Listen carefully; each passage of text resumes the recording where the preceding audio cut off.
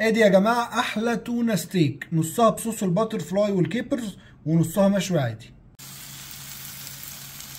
حاسس انا بقطع حته لحمه فراخ مثلا. بص اللحمه في صوص ازاي. بص عندنا بقى ايه، سمكه التونه. تمام، التونه دي مش عنيده قوي، دي نص عنيده، دي اسمها الباكور. في ناس بيقولوا عليها بيج اي، بيج اي يعني العين الكبيره بالانجليزي عشان عينيها كبيره، وفي ناس بيقولوا عليها الباكور. انا كنت بقول عليها بيج اي، بس البيج اي مختلفه شويه. البيج اي بتلاقي الزعنفه دي واصله لحد هنا وفي شويه اختلافات في الجسم. الباكور دي يعني ابتدينا نخش في ايه، في فئه التونه ايه، الحاجات بقى ايه الغاليه دي بقى ايه، بتتقطع تتعمل ستيك، تتقلي، تتعمل زيت وليمون، ليها استخدامات كتير جدا. وادي يا جماعه ايه شكل الجزل لما اتقطعت. بص عامله ازاي، بص اللحمه في صوص ازاي. بص شايف الدواير دي في صوص مكبسه لحم، يعني ايه القطعه تشبع. بص تقيله تحفه، دي تشوي على الفحم فظيعه. هاخد واحده برضه اعملها لكم واوريكم هتبقى عامله ازاي.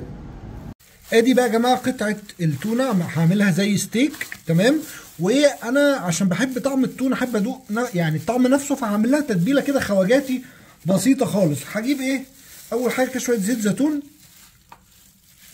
خلي بالكم يا جماعه سمكه التونه عشان هي سمكه بتتحرك كتير وبتجري بسرعه، فسمكه دهونها قليله. تمام، فده معناه ايه، ان احنا لازم نديها دهون كفايه ونسويها طريقه تسويه سريعه زي الشوي مثلا عشان ما تفقدش العصاره بتاعتها. يعني ادي بقى زيت الزيتون اهو من الناحيتين كويس. نجيب بشر الليمون، مش ليمون عشان الليمون لما يتشوي هيعمل طعم مراره. بشر الليمون ما تخشوش على الحته البيضاء، خليكم في الحته اللي بره، لان دي هتدي طعم ليمون وهتدي طعم فريش حلو كده من غير ما تدي اي مراره لما تتسخن. شويه ملح، شويه فلفل اسود، شويه من قرون الشطه السوداني، دول بتجيبهم بتطحنهم وبعدين ترشهم على الوش كده. نفس اللي عملناه هنا هنعمله على الناحيه الثانيه من السمكه، وبعد كده اوريكم هنشويها ازاي. نسيت اقول لكم هنسيبها في التتبيله دي على الاقل ربع ساعه. دلوقتي بقى احنا تبلناها، وزي ما قلت لكم احنا لازم نشويها احسن حاجه. يعني ممكن ادخلها الفرن بس هتنشف قوي، احسن حاجه ناخدها على طاسه نعمل لها سيرن كده على النار، او نشويها على الجريل لو عندنا، وممكن نشويها على البوتاجاز عادي. بعد ما الجريل سخن كويس قوي نرش بس شويه زيت كده، وبعد كده نجيب قطعه التونه وننزلها بالراحه ونحاول ما نحركهاش الا بعد على الاقل 4-5 دقايق. دلوقتي يا جماعه احنا قلبناها اهو على الوش التاني، تاخد بقى ايه 5 دقايق كمان 7 دقايق كمان ونطلعها واوريكم منظرها.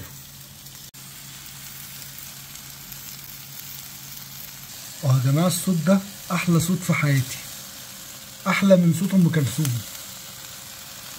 ادي يا جماعه بقى بعد ما خلصت، وعشان نكملها بقى خواجاتي عملنا شويه صوص باتر فلاي على جنب كده بالكيبرز. طبعا لما تيجي تحط صوص ايه بقى، حطه على ناحيه عشان اللي مش حابب ياكل بالصوص.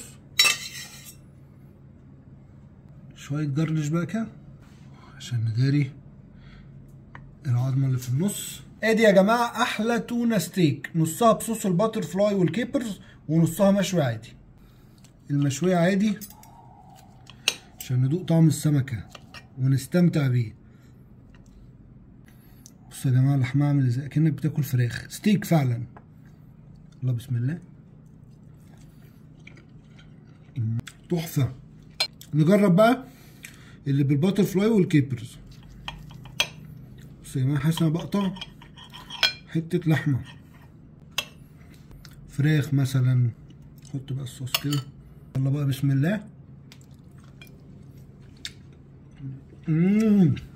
الله، عشان زي ما قلت لكم سمكه التونه من السمك اللي بيتحرك كتير فما فيهوش دهون، فالدهون بقى بتاع صوص الباتر فلاي اللي هي جايه من الزبده عوضت الموضوع ده بشكل خرافي. اللي بالزبده دي فظيعه يا جماعه. اللي هيطلبها من عندنا في المطعم يقول عايزها بصوص الباتر فلاي، تحفه بالباتر فلاي. صباح الفل عليكم.